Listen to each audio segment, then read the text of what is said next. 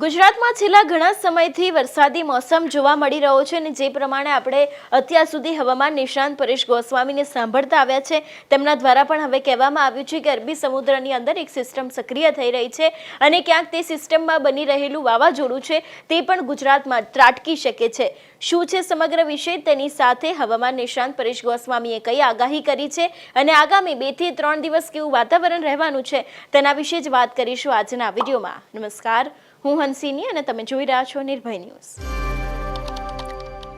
ગુજરાતમાં છેલ્લા ઘણા સમયથી વરસાદ ખાબકી રહ્યો છે। આપણે જોયું હતું કે ઘણા બધા દરિયાકાંઠાના જિલ્લાઓ છે કે જેની અંદર વરસાદ જોવા મળ્યો હતો, પરંતુ સૌથી પહેલા તો આજના દિવસની વાત કરવામાં આવે તો ખાસ કરીને આજે ગીર સોમનાથ દીવ છે, તેની સાથે રાજકોટ, અમરેલી, ભાવનગર, આણંદ, ભરૂચ, સુરત, નવસારી, દમણ, વલસાડ, ડાંગ, તાપી, નર્મદા, વડોદરા, છોટાઉદેપુર, દાહોદ, પંચમહાલ, મહીસાગર, અરવલ્લી અને સાબરકાંઠાના જિલ્લાઓ છે કે જ્યાં દરેક જગ્યાએ વરસાદ છે તે પડી શકે છે, પરંતુ ક્યાંક હવે ધીરે ધીરે આજ વરસાદની અંદર વધારો થતો હોય એવું પણ લાગી રહ્યું છે। કારણ કે ખાસ કરીને જો વાત કરવામાં આવે કે તેના પછીના દિવસની પરિસ્થિતિ કેવી રહેવાની છે, તો જો 20 તારીખની વાત કરવામાં આવે તો ખાસ કરીને આ વરસાદ છે તે હવે ધીરે ધીરે વધવાનો છે।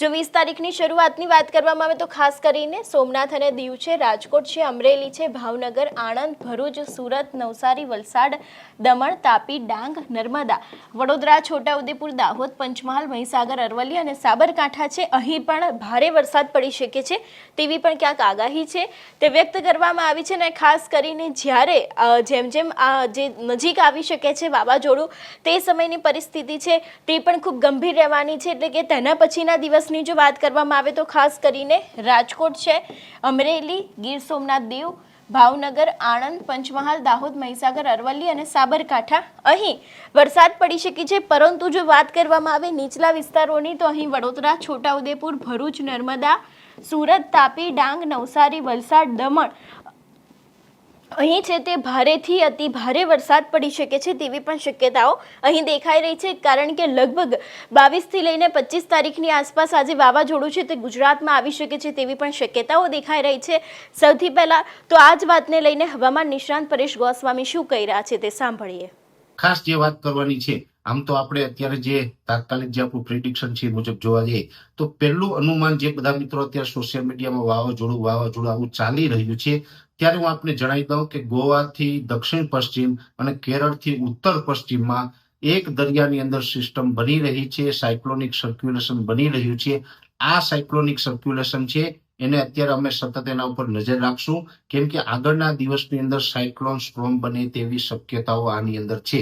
જો કે બનશે જ એવું 100% નથી, પણ શક્યતાઓ દેખાઈ રહી છે।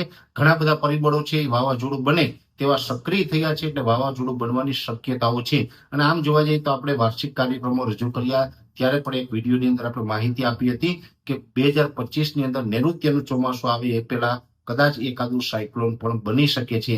એ જ મુજબ આ અત્યારે પરિબળો છે એ સક્રિય થઈ રહ્યા છે અને લગભગ 1 થી 2 દિવસની અંદર લગભગ પરમ દિવસે અથવા તો કાલના વિડીયોની અંદર આપણે એની માહિતી આપશું કે આ સાયક્લોન બનશે કે શું થશે। પણ હા, એક ચોક્કસથી છે કે શક્યતાઓ છે અત્યારે અમે ઓબ્ઝર્વ કરી રહ્યા છીએ અને એની માહિતી ચોક્કસથી આપશું। પણ અહીંયા સમજવાનું એ છે કે કદાચ સાયક્લોન બને તો પણ અને કદાચ સાયક્લોન ન બને તો પણ ગુજરાતની અંદર મે મહિનાના છેલ્લા અઠવાડિયાની અંદર વરસાદની શક્યતાઓ છે। અને જ્યારે પણ મે મહિનાના પ્રથમ સેશનની અંદર એટલે કે 3 થી 10 મે વચ્ચે જે અતિ ભારે માવઠાના વરસાદો આવ્યા ત્યારે પણ આપણે જણાવ્યું હતું કે મે મહિનાની અંદર 22, 23 તારીખ કે 24 તારીખથી પ્રી મોન્સૂન એક્ટિવિટી થવા જઈ રહી છે। એટલે પ્રી મોન્સૂન એક્ટિવિટીના ભાગરૂપે 22, 23 કે 24 તારીખથી ગુજરાતની અંદર વરસાદની શક્યતાઓ છે।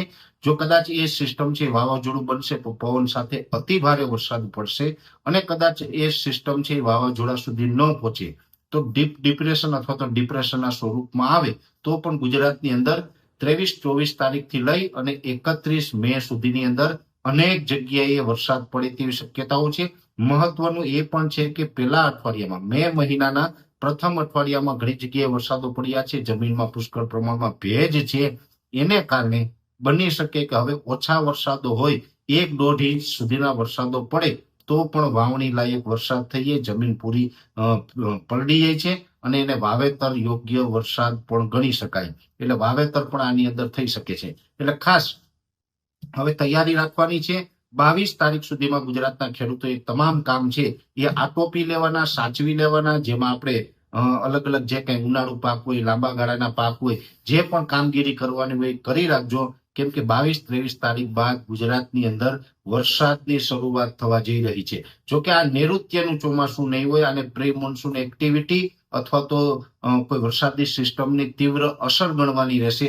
નૈઋત્યનું ચોમાસું હજુ કેરળ પણ નથી પહોંચ્યું. ગુજરાતમાં નૈઋત્યના ચોમાસાને પહોંચતા હજી ઘણો સમય લાગશે, પણ નૈઋત્યનું ચોમાસું ગુજરાતમાં પહોંચે એ પહેલા મે મહિનાની અંદર છેલ્લા અઠવાડિયાની અંદર એક મોટો વરસાદનો રાઉન્ડ આવી રહ્યો છે. અને આ વરસાદનો રાઉન્ડ આવે તો વધારે શક્યતા અમે જે માની રહ્યા છીએ એમાં સૌરાષ્ટ્રના આમ તો લગભગ દરેક જિલ્લાઓ આવી જશે. ઓલ ઓવર સૌરાષ્ટ્રના દરેક જિલ્લાઓ છે, આણંદ, નડિયાદ, ખેડા જેવા વિસ્તારો છે. ત્યાર પછી જે દક્ષિણ ગુજરાતના ભરૂચ, અંકલેશ્વર હોય કે સુરત, વલસાડ, વાપી હોય, એ દક્ષિણ ગુજરાતના તમામ વિસ્તાર, એટલે સૌરાષ્ટ્ર, દક્ષિણ ગુજરાત ને મધ્ય ગુજરાતના અમુક વિસ્તારો છે એને સારો એવો વરસાદ થાય. પૂર્વ ગુજરાતમાં દાહોદ, ગોધરા સુધીના વિસ્તારને પણ સારો એવો વરસાદ થાય તેવી શક્યતાઓ છે. એટલે મે મહિનાના છેલ્લા અઠવાડિયામાં એક વરસાદનો રાઉન્ડ આવી રહ્યો છે, જેની દરેક મિત્રોએ નોંધ લેવાની છે. તમારું શું માનવું છે આ વિષયને લઈને અમને કમેન્ટ કરીને ચોક્કસથી જણાવજો. તેની સાથે જ અમારી ચેનલ નિર્ભય ન્યૂઝને લાઇક, શેર અને સબસ્ક્રાઇબ કરવાનું ભૂલશો નહીં. નમસ્કાર.